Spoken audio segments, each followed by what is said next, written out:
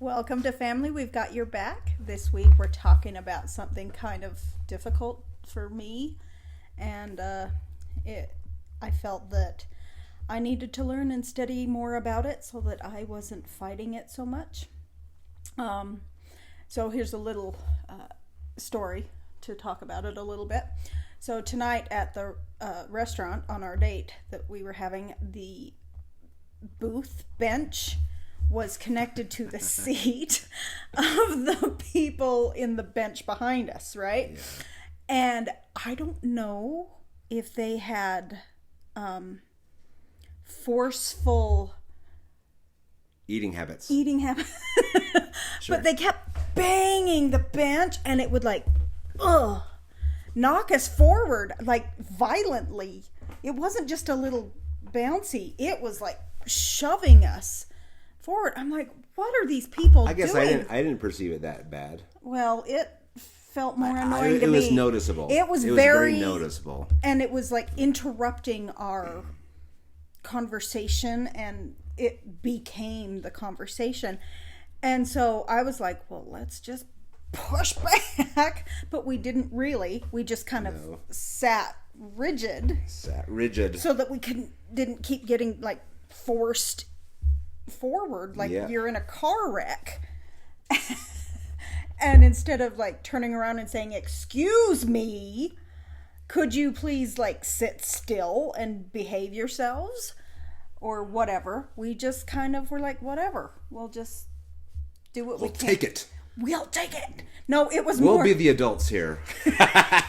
Yeah, because that's us. No, but it was more just, it's not worth mentioning. No. It's not a big deal. We'll just do what we can to mitigate the effects of the banging that we're receiving, and just anyway, so we'll just deal with it and not say anything or intrude into their evening. Yeah, we didn't want to ruin their date. Yeah. And we didn't want to be we didn't want to be Karens either. Stop. You know you're not allowed to say that because of... Oh, anyway. Never mind. Anyway, so, yeah. So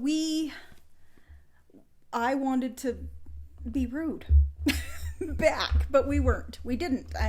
I controlled myself and for the most part, and we just dealt with it, right? So this week we're learning about meekness. Yeah. And in today's society, meekness has become almost like a negative thing. Yeah.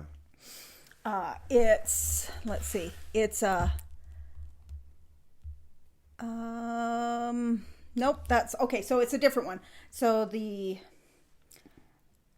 dictionary on my phone had meekness mean, here, listen to this, it's pretty terrible. Quiet, gentle, and easily imposed on, submissive. And then Merriam-Webster has it mean deficient in spirit and courage, not violent or strong. And I'm like, that's not meekness. That's like being a doormat. That's like letting people mistreat you and abuse you. Like you just take it and let them be horrible to you. And well, there's an element to that. Meekness is not weakness. Weakness is actually strength, because you are choosing to, well, basically behave yourself. Right, yeah. And not match anger for anger, or rudeness for rudeness, or violence for violence. You are saying, you know what, I am not a violent person. I am not going to hit back. Or they're yelling at me, I'm not going to yell back. They're being rude, I'm not going to be rude back. I am going to choose how I behave. and I'm going to stand for what I believe in, but not in a way that is confrontational and divisive. Yeah, it brings like peace and unity Right. rather than Or at least respect. yeah. Right. Yeah, well, and like we talked about in a different episode about respect being more like in today's society, it means that it has to be earned. And so when people say respect, they really mean consideration. Mm-hmm. They want people to be considerate. And so, yeah, it's being considerate. It's, yeah, they messed up, but I'm not going to compound that mistake by making a mistake myself. So I think that is the actual definition of meekness, because in the 1800s dictionary that I like to use, meekness actually has quite a wonderful definition. It says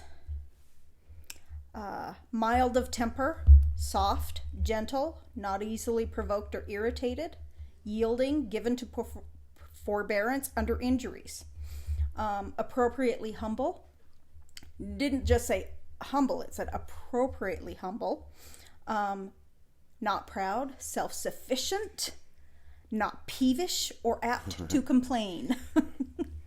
So whatever you do, don't be peevish. Yes, don't be. Yes. Yeah. Anyway, so so it means humble. It means teachable, willing to fix the complaint or the issue, or be a problem solver, not a problem maker. You know, that kind of attitude. Willing to fix the wrong that's going on or that you did. Willing to forgive. It definitely means that you control your temper and you act respectfully and considerately when you could lose your temper and be angry. Not easily offended as well. In my classroom at school, I often have the opportunity to be, what's the opposite of meekness then? Confrontational. Yeah. Because proud. I see these students that are just being defiant to me, and they like vengeful. Oh yeah, that's it. Yes, that feels right. And I have that opportunity often because they don't want to do their math, and they can just stick it right to me. I can't make them do it. And I can't make them do it. Well, and they make it personal.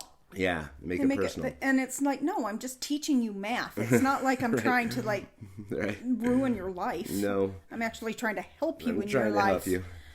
So yeah, but they take it personally. They take it personal because I'm telling them to do stuff, and that whole just butting heads type of thing, and when they take it personal, it becomes personal for you. It can, and that's when you mess up. In my better moments, then I just recognize, hopefully they'll come around. Maybe not today, maybe not tomorrow. It might take a couple of years. Yeah. And in my better times, I can say, okay, they're not ready for this skill, even if it's just a school skill, right? Right. Public behavior, appropriate public behavior skill. And so, so in my better times, I can wait. But there are times when I sadly do react, and it never helps. Never helps. We're so there's an element of patience to meekness. Yes. Oh, and our daughter said today when we were driving and it was crowded and we were in the left turn lane for several light changes, she said, "Driving teaches patience." and I said that to Trent, and then you said, I think it exposes patience more than anything else. Yeah, like if you're a patient person, then you don't get road rage so much. Yeah. Or not just road rage, but you are, you're like, it's traffic, I get it. Yeah, like, it's not a big deal. It's just what the way you deal it with. is. Yep. Whereas if you're not patient, driving brings it out. Traffic brings it out. And when that person is supposed to be turning left and they don't turn left, there was a plenty business. No. Yeah. No, right? you can wait for the next cycle. Yeah. What's going to happen? So driving is an opportunity to practice meekness and patience. Yeah. Yeah. So that's, yeah. Anyway, so I've struggled with meekness my whole life because it felt like I've had a lot of examples in my life that are doormatty. And I just think that's the opposite of what I want to be. And so I was the opposite, and I was not meek. And it's taken many years to work on myself to be able to control my temper. And control sounds so like strangling, like you're angry, but you're, and that's kind of not meekness either. Yeah. It's at the part of the definition is not getting offended. Like somebody does something offensive and you just choose not to be offended by that. Mm-hmm. You reframe it in your mind. You figure it out in a way that you can be giving them the benefit of the doubt or forgiving or immediately forgiving or whatever, so that you don't become angry. And I think that's actually controlling your temper. Yeah. Is that you don't become angry, not that you're stifling yourself and you're stopping yourself from acting in anger or reacting in anger. Mm-hmm. And so that's my thing is, one, I need to learn how to not get angry and fight back. Right. Because when I feel like there's an injustice happening, that's when I'm not meek. Because I am teachable. And I understand that I'm so small in this huge world and that my importance is so teeny. And that everybody has equally intrinsic value, that I'm not better than anybody else intrinsically, that we all have worth. Yeah. And so I'm not like condescending or anything like that. I don't think anymore. Like that was a hard lesson to learn. Yeah. That to not to be condescending. Like I'm like, no. So I've learned through my struggles to not be condescending or to be understanding of other people's weaknesses and struggles and trials and differences, and that we're all different. Mm-hmm. And so that's that part. I'm meek in that way, but the injustice, I've got to avenge in some way this mistreatment. Yeah. And yeah, it has gotten me nowhere. When that feeling has gotten me nowhere, and it's actually made things worse. Yeah. Many times. Well, every time in my life, it's gotten me nowhere. Yeah. So, meekness is strength, not weakness. So that's our meekness is not weakness is our theme for this week. So anyway, the homework. Oh, I keep saying homework, and I don't like that. The stretching activity. Okay, that's worse. We'll come up with something catchy and awesome. Okay, so our you still action point. I don't know. Action item. Action item. Really? Yeah. That's what it is. It motivational works. Speaking is action item. Okay, so our action item for this week is find the area of meekness where you struggle. Like, are you condescending? Are you quick to anger? Are you easily offended? Are you not very teachable? Are you unwilling to fix the wrongs that you've done to others? Things like that. Mm-hmm. And find a way to be more of a peacemaker, to be more of a unifying and less fighting type of person. Mm-hmm. But to choose your behavior instead of just react, but to act instead of react. We're big proponents of acting instead of reacting. We are. Because, as a human, and we're the only animals on earth that actually get to make choices instead of act on instinct. Yeah. So use that higher brain of yours and make choices, and if that tend towards peace and happiness. Yes, that will build your family and your relationships instead of destroy them.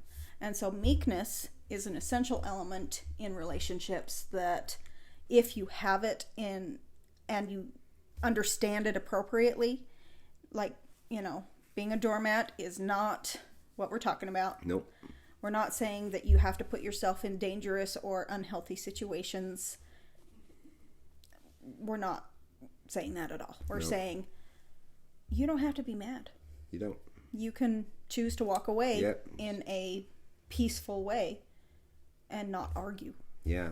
And just understand that that's what life deals to us regularly, and so you might as well just not get angry about it. Yeah. So that's what I'm working on this week, and I'm inviting you to work on it with me, is to not be angry in situations or whatever your struggle with meekness is. And if you're perfectly meek, good on you. Keep going. Yep. If you're not, then let's work on it. Right. You have anything to add? No. Okay. Sounds good. All right. Well, please consider subscribing. And also, please consider emailing me or contacting us in some way at familywevegotyourback@gmail.com, and we'll figure out other platforms that we can expand so that we can help as many families and relationships as possible. So thanks for listening. Bye-bye.